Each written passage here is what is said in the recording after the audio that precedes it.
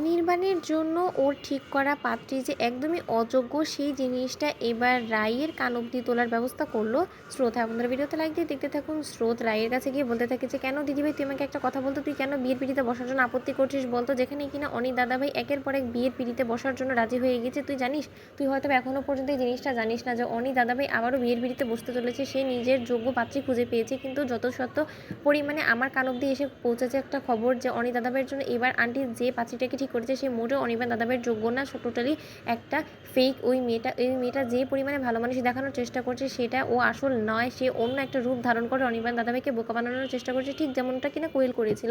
ঠিক সেই সময় রাই বলতে থাকে যে আচ্ছা স্রোত, তুই আমাকে বলতে তোর উদ্দেশ্যটা কি, আমি কিছুই বুঝতে পারছি না। তুই সেই মানুষটার কথা আমার কাছে এসে কেন বলছিস যে এই মানুষটার সাথে আমার এখন আর কোনো রকম কোনো সম্পর্কই নেই। তখন স্রোত বলতে থাকে যে দিদিভাই তুই আমাকে একটা কথা বলতো, যখন কোয়েলের সাথে অনিক দাদাভাইয়ের এঙ্গেজমেন্টটা হতে চলেছিল তখনও কিন্তু অনিক দাদাভাইয়ের সাথে তোর সম্পর্কটা অনেক আগেভাগেই ছিন্ন হয়ে গেছিলো, কিন্তু তা সত্ত্বেও অনির্বাণ দাদাভাইয়ের যাতে লাইফে কোনো রকম কোনো প্রবলেম না হয় তার জন্যই কিন্তু তুই তাকে বাধা দেওয়ার জন্য সেখানে ছুটে গিয়েছিলিস সেই প্রমাণ নিয়ে। তাহলে এই যাত্রায় তুই কেন আমার এই কথাগুলোকে শুনেও না শুনে ভান করছিস বলতো? আর তার থেকে বড় কথা, তুই অনির্বাণ দাদাভাইয়ের মুখে ঝামা ঘষিতে না বিয়ের পিড়িতে নতুন করে বসে। আর মা তুমি কেন বসে আছো বলো তো, তুমি কেন ওকে ফোর্স করছো না? এরকম করে একাকৃত জীবনকে আর যাই হোক না কেন কাটানো যায় বলো তো? তাই আমি ঠিক করে ফেলেছি যে বাপি যে কাজটা এনেছে ওর জন্য সেই পাত্রটা যদি ওর পছন্দ হয়ে যায় তাহলে আর কোনো রকম করে দেরি করা যাবে না, আমরা সঙ্গে সঙ্গে হ্যাঁ বলে দিব। আর দিদিভাই তোর একটা কোনো কথা এবার কিন্তু খাটবে না। তখন রাই বলতে থাকে যে আচ্ছা তুই হঠাৎ করে আমার উপরে এরকম করে দাদাগিরি কেন দেখানো শুরু করে দিলি বলতো? আমার জীবনে আমি কি নিজে ডিসিশন নিতে পারি না? আমি কি এতটাই অযোগ্য হয়ে গেছি, এতটাই অপদার্থ হয়ে গিয়েছি? আমি এখন মেন্টালি একদমই প্রিপেয়ার না। তার থেকেও বড় কথা, আমি এখন টোটালি আমার ক্যারিয়ারের উপরে ফোকাস করতে চাই, কারণ যথেষ্ট পরিমাণে বিয়ে বিয়ে খেলা আমি খেলে ফেলেছি।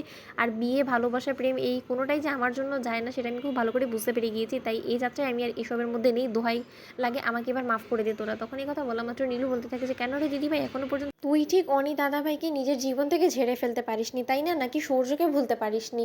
তখন এই কথা বলা মাত্র রাই বলতে থাকে যে তোর তাতে কিসের আপত্তি হচ্ছে আমি তো সেটাই বুঝতে পারছি না। আমার মন থেকে আমি কাকে ঝেড়ে ফেলে দিতে পেরেছি কি পারিনি সে কৈফিয়ত নিশ্চয়ই আমি তোকে দিতে বাধ্য না। নীলু তুই একটা কথা স্পষ্টরূপে জেনে রাখ যে আমি নতুন করে কার সাথে প্রেমের সম্পর্কে জড়াবো, কার সাথে বিয়ের পিড়িতে বসবো কি না বসবো সেটা নিতান্ত আমার ব্যক্তিগত সিদ্ধান্ত হওয়ার কথা, নাকি তোর তরফদারিতে আমি কোনো সিদ্ধান্ত নিব। তাই তুই আমাকে একদম উস্কানোর চেষ্টা করবি না। আজ তোকে আমি বারণ করে দিচ্ছি, তুই প্লিজ মাকে আমার বিরুদ্ধে এরকম করে উস্কে দেওয়ার চেষ্টা করিস না, হিতে বিপরীত হয়ে যাবে। আমি কিন্তু তোকে তখন ছেড়ে কথা বলবো না, কারণ আমি আমার জীবনে যথেষ্ট পরিমাণে যেমন আছি ভালো আছি, আমাকে আমার মতো করে থাকতে দে। অন্যদিকে স্রোত বলতে থাকে যে না দিদিভাই, তোরা জীবন আমার উপরে জোর খাটিয়ে সার্থকের সাথে আমার বিয়েটা দিয়ে আমাকে উদ্ধার করেছিস, ঠিক সেইভাবে আমিও এবার তোকে জোর করে প্রয়োজনে বিয়ের পিড়িতে বসাবো। কিন্তু যে করি হোক না কেন তোর সংসারটাকে তো আমি এবার বসাবই, কারণ তুই এই পর্যন্ত নিজের সুখের মুখ কোনোদিনও দেখতে পারিসনি, শুধুমাত্র আমাদের কথাই ভেবে গিয়েছিস। এবার আমাদের পালা তোর কথা ভাবার। তো বন্ধুদের ভিডিওটা ভালো লাগলে লাইক এবং শেয়ার করে সাবস্ক্রাইব করতে ভুলো না।